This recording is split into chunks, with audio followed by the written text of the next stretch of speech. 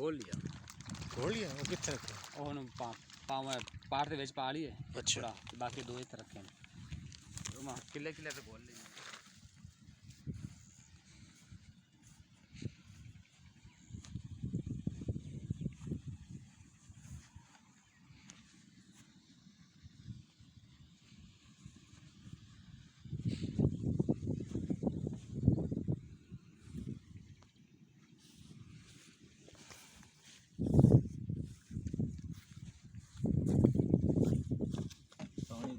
मैं एक मिनट